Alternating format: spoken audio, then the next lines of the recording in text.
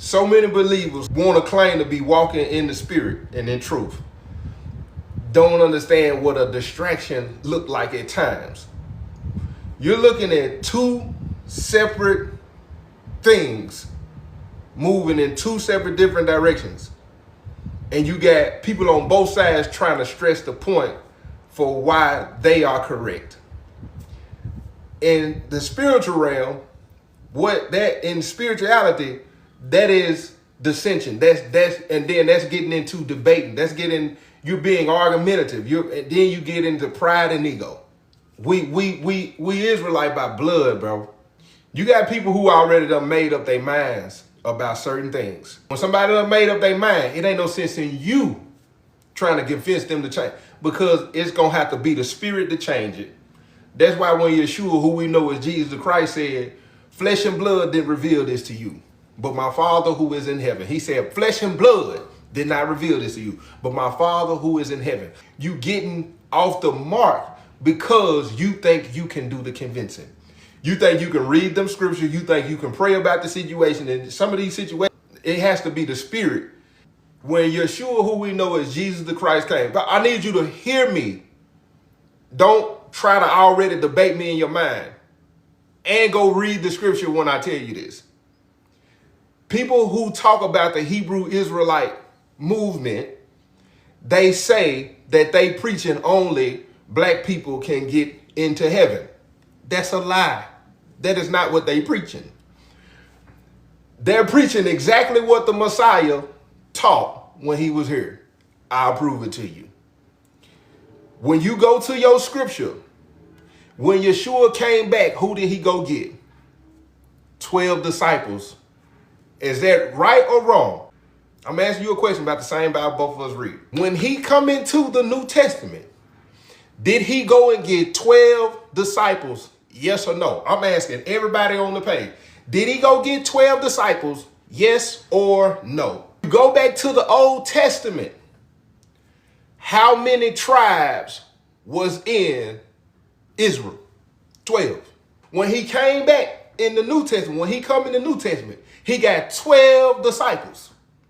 You know which one you know every one of them represented one from the tribe out of the 12, right? What he was doing, because when you go to the Old Testament, they were all scattered abroad, four corners of the earth. They had lost their identity. I need people to listen to what I'm saying. They had lost their identity, culture, sense of who they were, point blank period. Same thing that happened in the Old Testament when they was going into captivity. When you brought over into new nations, and they're teaching you things that has nothing to do with your identity. Okay, now listen to me. When he got the 12, this is the first question.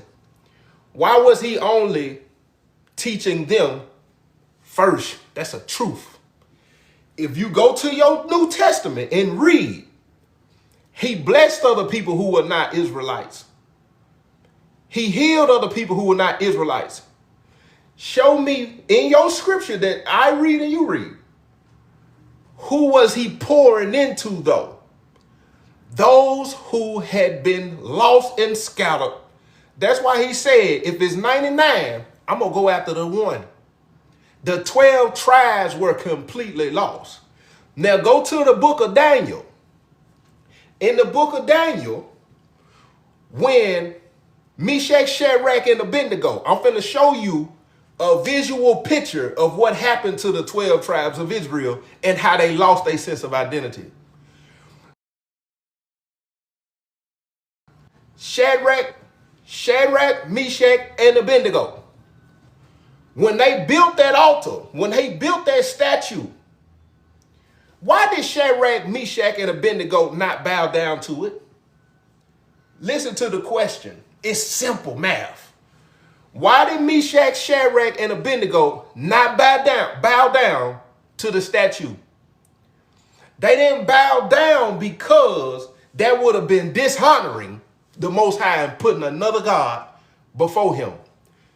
Now, also pay attention to the diet that they had, idolatry, to the diet that they had, they wouldn't change their diet. You know why they wouldn't change their diet? Because their culture and what they had been taught and what they knew was righteous to eat, they wouldn't do it. Okay. And people will say the Most High is with you when you get thrown in the furnace. Listen to what I'm saying. It's so simple. People will say, when you you in a furnace right now, like Meshach, Shadrach, and Abednego. They was thrown in the furnace for a righteous cause. You bow down to certain things in America. You pledge allegiance to the flag in the name of it's a country. You eat certain things based on customs, Western European customs. You walk, dress a certain way based on customs, traditions. You celebrate holidays. You do things that have absolutely nothing to do with the king. You don't believe in the feast days. You do, man. And then you will say, because of your circumstances, that you are in a furnace and it's spiritual warfare. You gave in to the spiritual warfare. So when Yeshua came, who we know as Jesus the Christ, in the New Testament, he's teaching them what the Old Testament always been teaching them. He teaching them who they are, who they belong to, because everybody else knew. Everybody else knew. Everybody else knew who they was, except the 12. So this what frustrates me with Christians. Now listen now, I need you to hear me. Don't get offended. Hear what I'm saying before you say something back that you have not researched, have not studied, and you've only taken from generation to generation, ain't went and read for yourself, and because you don't want to unlearn the lie you've been told, because that's the truth. Because you can't find nowhere in the scripture where the king himself or the Most High called you a Christian. You can't find it. It's not there. So when you get to the New Testament and he pouring into them, we got 2-3 incidents where he told them, I only came for the house of Israel. This is, shalom, bro. This is where I find it interesting when it come to people, not just only trying to defend 2819, but I'm talking all the churches we done went to all our life. Especially when it come to us pouring into each other the same way the king did in the same Bible we read. We read a Bible that clearly he was restoring Israel before people were engrafted. I'm going to say it again. We read a Bible where he was restoring Israel before people could be engrafted. But in your mind, you look at the movement and you say, oh, they that's for black people. That's for black people. Because you ain't never seen that many brothers together. That's what bother you.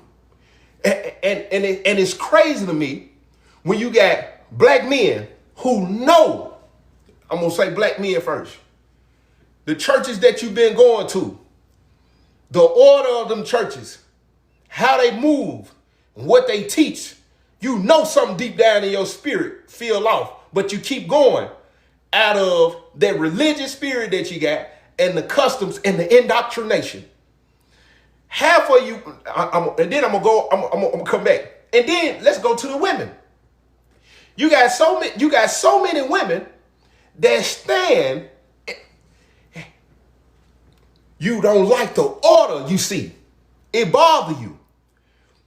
You can't get the average person. What you mean what I believe? I'm an Israelite by blood. That's it. So I believe in the word. I believe the king died and rose. I believe in the scripture. I believe in rightfully dividing. That's the difference. I believe in rightly dividing the word. Point blank, period. If you go and read, it ain't everybody who on here right now. Y'all done seen the videos. Y'all done seen the videos. If you go, okay, you said referring to as Christian. Who said it, my brother? Watch this here. You said right there, you got one reference about Christian. Tell me who said it. Okay, you said Paul said it. Now give me the context of why he said the word Christian. And then show me. I'm saying you got to be careful when you say that though, bro. You got to be careful when you say that.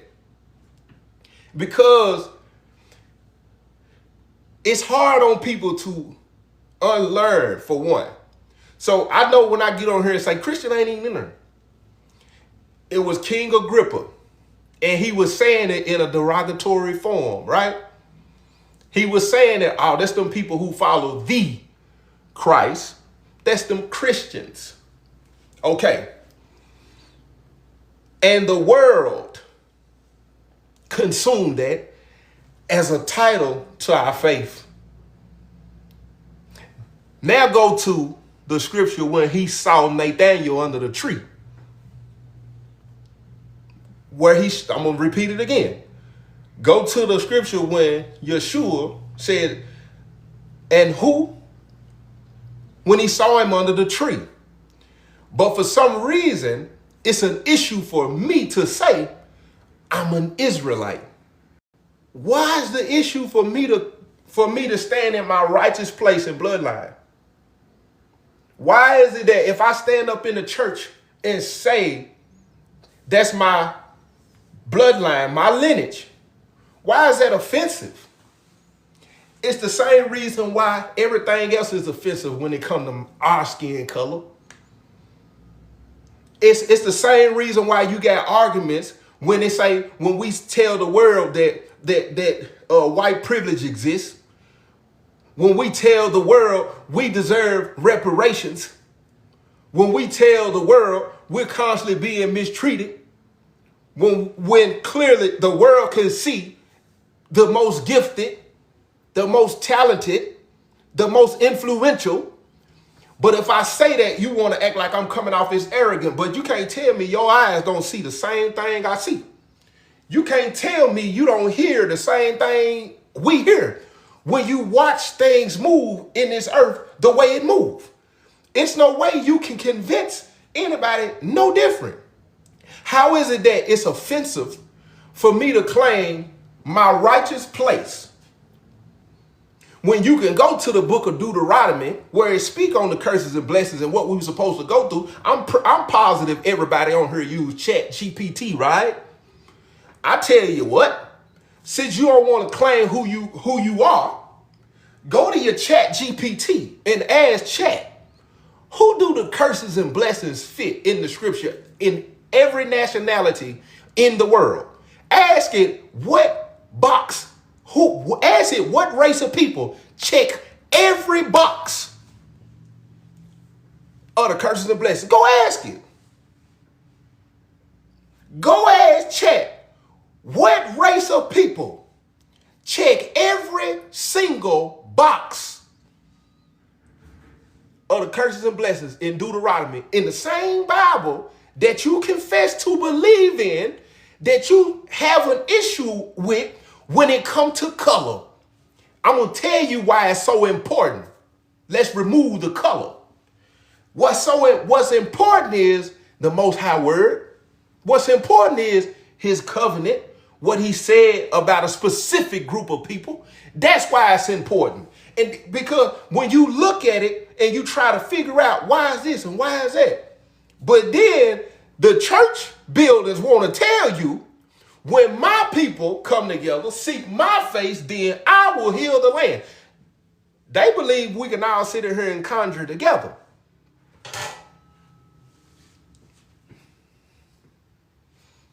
But when you see the movement When you see, then you don't understand it.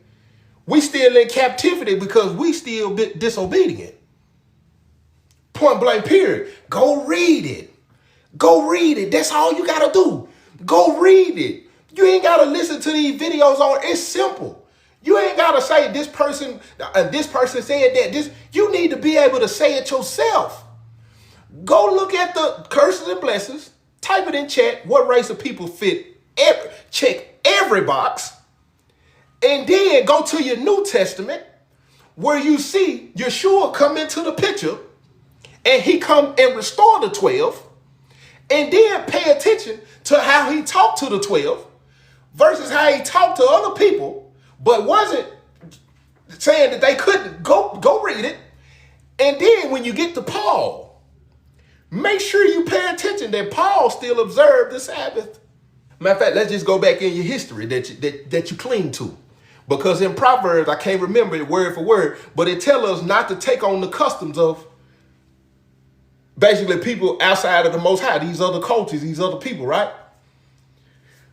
I have a question. I'm just posing a question. This is just a question for people when it comes to their thinking. Listen to what I'm finna say. I'm gonna ask you a question. Show me a pastor about the church on Sunday, right? Where they explain and say that Yeshua is the Sabbath. So basically, it's okay to worship on Sunday. We can do it any day, right? Listen to what I'm finna say. If you go read your word, the Most High said, keep the Sabbath. God himself said, keep the Sabbath. Pastors will say that the king is the Sabbath. We can do it. Now watch this. We can prove, if you go back to Constantine, that they changed. We talking the Israelite way. We talking Israelite culture. We talking Israelite, the things of the Most High. Why did they change it? Why did they change the Sabbath, removed it from the people, and when you bring it up, it's an argument? I'm going to tell you why. Because it's hard on your flesh to correct what you've indulged in for so long, and it's deeply rooted. So when you go to the church and you start speaking a truth to things that are deeply rooted into people who have been doing it for so long, the first thing they know to do is justify their actions. Now, because it's so hard for them to rest on a Saturday. It's so hard. If you look at, watch this here. I'm only going to address people of color right here, right? If you look at people of color, when it comes, because somebody just brought up the swine, right? The diet, when you're talking high cholesterol, high blood pressure, diabetes, when you talk about like the health aspects, I'm trying to figure out, how is it that you blessed your food and the food made you sick? Listen to what I'm saying. Because they'll quote a scripture and say, it's okay to eat anything. He said, we bless the. Then explain to me why your body does not agree with the things that you put in your body. And why is it that people who eat righteous, not saying that they don't get sick, not saying that, but I'm asking you, why is it skin clearer, healthier?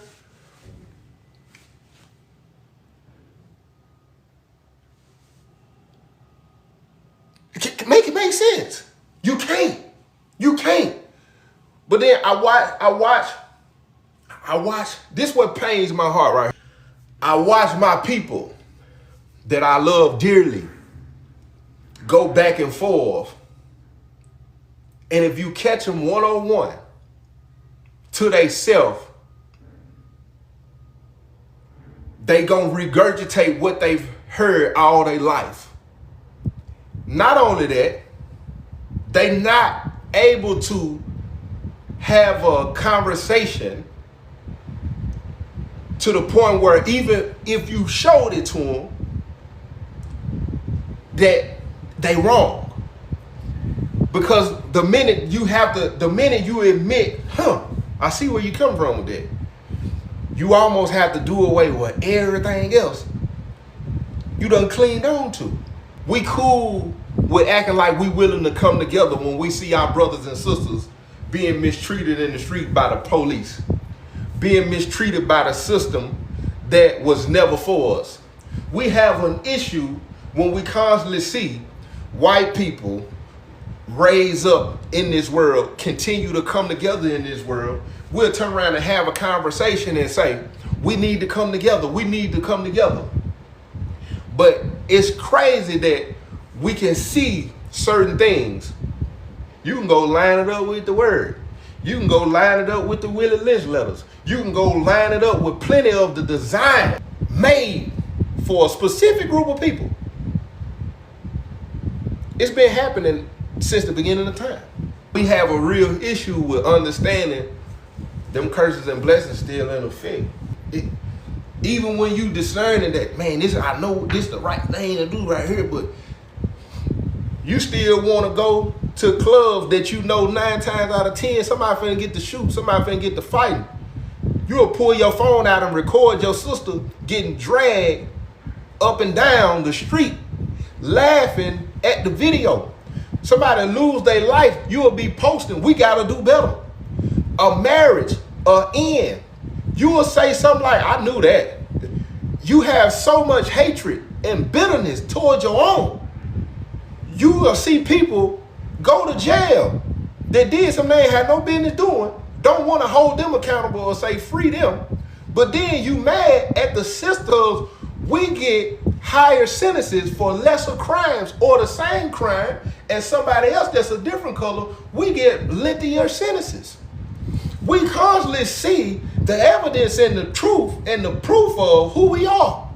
But then there's no uproar, no issue when you see the congregation is mixed, but the congregation ain't okay with reaping the same benefits or consequences, should I say, as other believers.